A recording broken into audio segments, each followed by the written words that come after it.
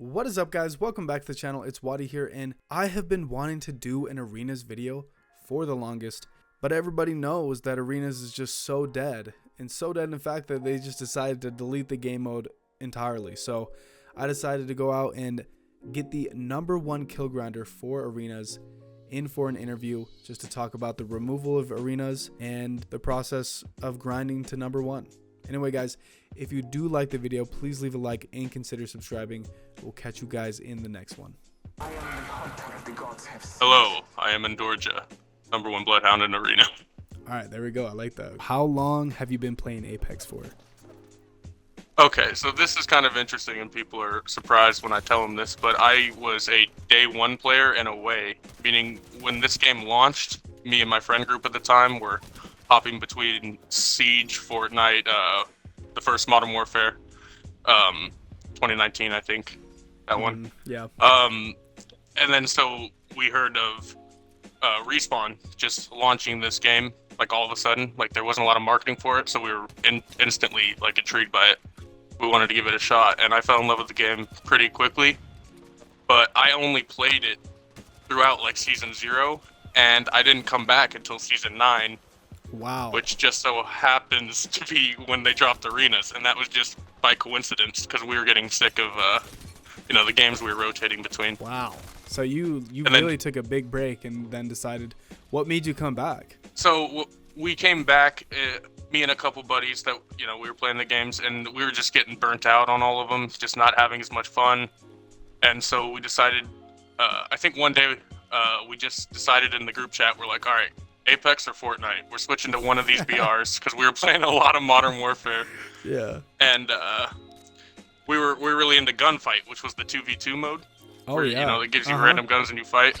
And so that was kind of interesting how that's mostly what we spent our time doing up until I switched to Apex. And then Arenas came out, that season. So it was like, I don't know, divine intervention. I'm like, well, that's an easy switch. I enjoy Gunfight the most, and this is basically that on a slightly larger scale. So that was my second question, which is why did you decide to move to arenas? And basically just because you came from COD, and then you were big into Gunfight and that type of gameplay, and then it just fit perfectly into what you wanted to do in Apex. Exactly, yeah, and it wasn't even like I made a switch to arenas technically because I wasn't even playing BR or Apex at all up to that point. Yeah, so I you kind of legit just came back, and it just happened that you're just arenas grinder immediately. So yes. When did you start grinding for kills? How long into the season, or was it just immediately? Yeah, I had to get my shit together and, get my grips back on the game. Not, playing since beginning of Season 1, a lot has changed, obviously, with metas, a lot. And it's a whole new game mode. So it's a lot of learning to do and picking what character and how I wanted to play. And then I just found myself going back to that constantly and playing like a couple BR matches, but then just being like, I want to get back into the arenas.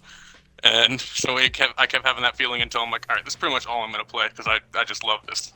The gunfights, yeah. So now here's my next question, which, I mean, of course I had to ask, but are you upset that they moved arenas at all? Yeah, I would say I'm definitely upset. I was upset. At the same time, it's almost a little freeing because you spend so much time and put so much effort into just watching that number go higher and higher, and that's where you get the satisfaction. But at the same time, it's like, it's time consuming. You get burnout definitely, and having to maintain it. I mean, this isn't supposed to be a flex, but for the last couple seasons, it was at a point where I was so far ahead I didn't have to worry about that, but I kind of wanted to keep going because it's that it's that obsession with the number going up. So what do you think they could have done to improve arenas without removing it? Oh, buddy, you might not want to get me started. It's like that's the biggest thing that drove me crazy about the decision to remove it in the first place, is because when they dropped it, and even for the next couple of seasons, they put such an emphasis on it. Like, clearly there was some people on the team who it was like their project that they were passionate about because they wanted to push it through events. I mean, releasing maps, even like centering lore, like with Seer and Encore around it to like draw people into arenas. And they were doing that for a while, and they had a lot of maps they're rotating. Like, I was always praying for them to bring back Thermal Station because I just love how Oh, close quarters it was. It was my favorite. I mean, if I could, yeah.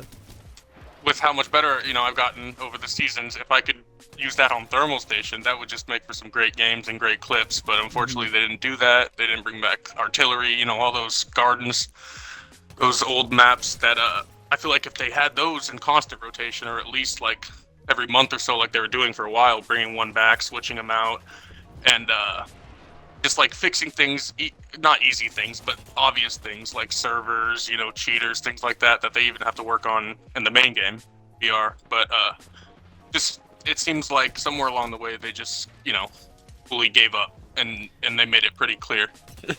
Yeah, they definitely made it clear. My big answer, I guess, for this question is mainly the maps, because that is such a huge draw and it's such a huge thing, like you said, to keep it fresh.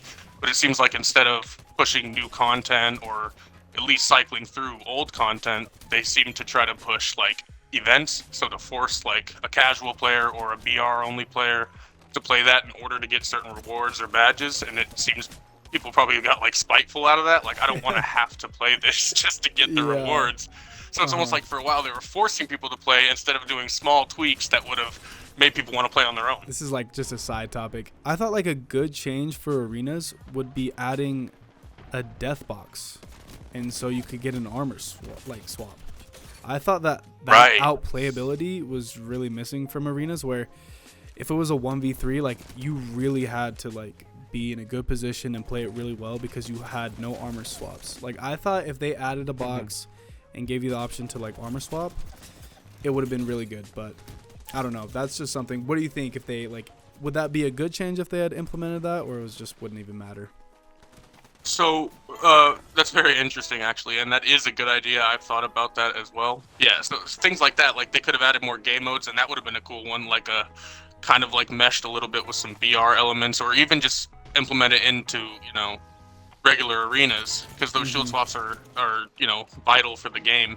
But at the same time, I think that's why legends like movement legends like your Wraiths, Octanes, Horizons, Pathfinders were like heavily meta in arenas for its entire runtime, is because you had to be able to get away quick so you could heal up, because there was no other option. You couldn't find a box, you couldn't find a loot bin. I mean, besides heals, you couldn't find another shield, like you were saying.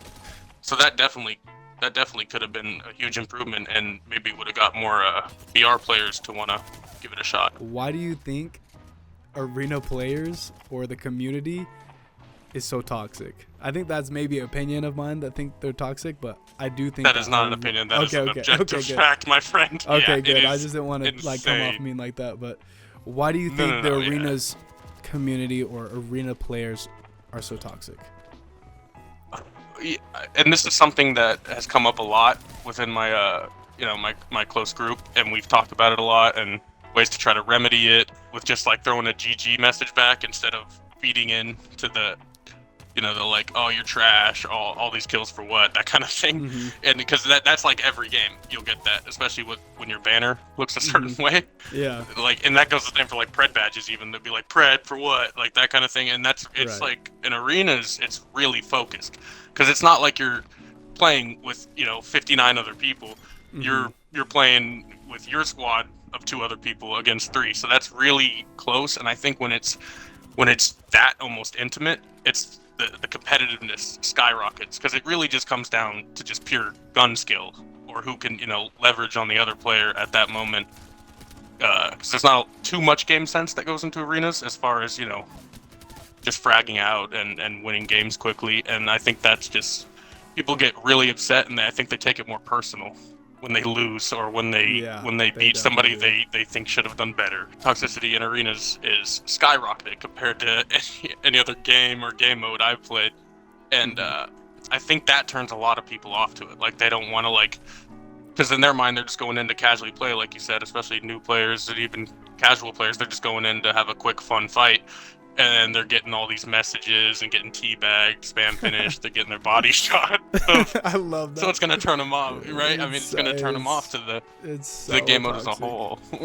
Yeah, I think a lot of it has to do with respawns, placing a lot of blame on them, but I think it's deservedly. And then also the player base itself. I think it like turns people off from it. What was the highest rank that you got in ranked arenas, or did you like ranked arenas as a whole?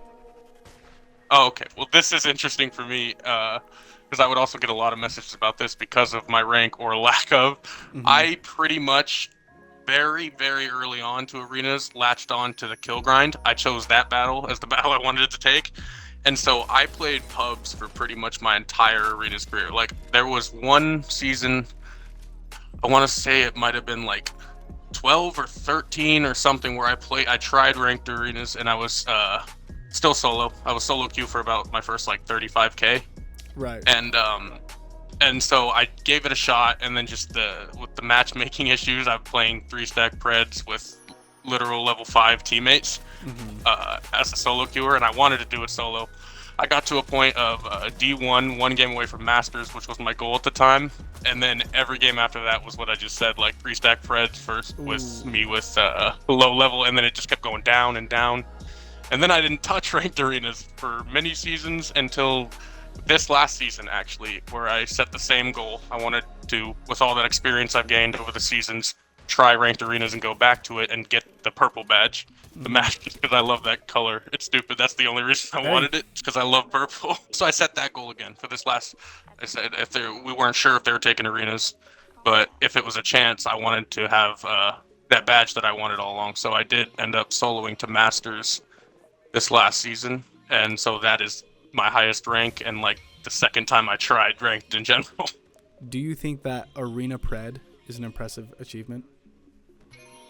Uh, I definitely do. I know a lot of people don't, and I would even say, depending on what player it is and how long you've been playing and how skilled you are, things like Diamond and Master and even a high plat for certain people is impressive in its own way. But the real answer is, yeah, I genuinely think that Arena's Pred is, I wouldn't say it's as difficult as BR maybe. I mean, you definitely face different challenges. But I definitely, if I see an Arena's Pred badge, I definitely respect that. Because you're moving over to BR, I had a question like, what skills transfer over? I know a lot of people talk about how arenas is a lot of gun skill. I know it's a lot of strategy too and angles, but what skills transfer over to BR for you, you'd say, that make you a better player? Okay, well, yeah, off the top, I would agree. It's definitely the gun skill, and that's the obvious one. But I would say also just like maneuvering and healing is a huge thing that you'll get in arenas because, like you said, there is no shield swaps and you can't find shields in a bin or on the ground anywhere. So you have to rely on being able to break off from a fight and get a heal off while still keeping your team alive. And I think that comes in handy a lot in BR. So that translates. I would say also the abilities and how to use them in tighter quarters because especially maps like World's Edge and stuff, you got tons of buildings. So being able to utilize your abilities, whether you're inside, outside, around tight corners, and things like that, and just in post-quarter combat, I think that translates as well pretty well. Why did you decide to grind Bloodhound, and are you upset with the nerf to Bloodhound? So I'll start with the why I decided. That's part of when I first started on launch day. The two I gravitated towards instantly were Gibby and Bloodhound. So those were my two mains for Season 0 and the beginning of Season 1 before I quit. And so when I came back in Season 9, I kind of wanted to go with what I was familiar with. So I played a lot of Gibby in the beginning, and then I played some Bloodhound. And I love the scans so much, and it was just so helpful when the map is tiny because it's arenas. And so you could pretty much scan the whole team wherever you are. And that was super helpful. And then I played a little bit of Revenant towards the beginning just because he was like a somewhat new character and interesting, and I liked the abilities. But I just stuck with Bloodhound. I loved the skins. I loved the banners. I loved the abilities, things like that. And then what do you think about? I mean, I do think that it's a nerf because they nerfed his ultimate and they nerfed his scan. So I don't know. People think it's a buff. I definitely think it's a nerf. But what do you think about the nerf to Bloodhound? Right. I would say at first I was really disappointed. I was sad. I I checked the patch notes. I didn't think I fully grasped it until I dropped into a game and saw how different I had to play. Like, it blew my mind when I was in ult and I scanned and the scan said like 18 seconds or whatever. I was like, whoa, whoa, whoa, whoa, whoa. Well, it's 5 seconds. I remember that. I know. Oh, it's so bad.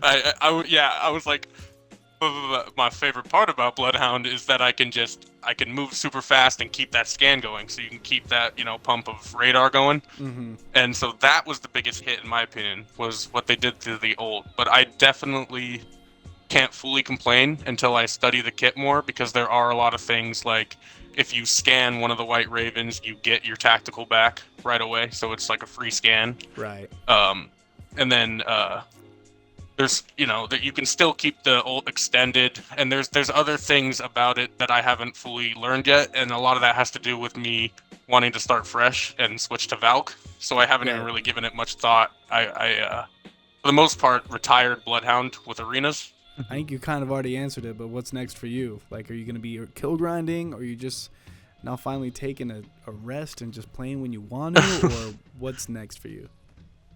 Yeah, I am definitely taking a more casual approach to Apex in general, because as interesting and fun as BR can be at times, I know for a fact I'll never have like that same flame that I had with arenas. How much I loved it, and I couldn't wait to get on to keep playing it.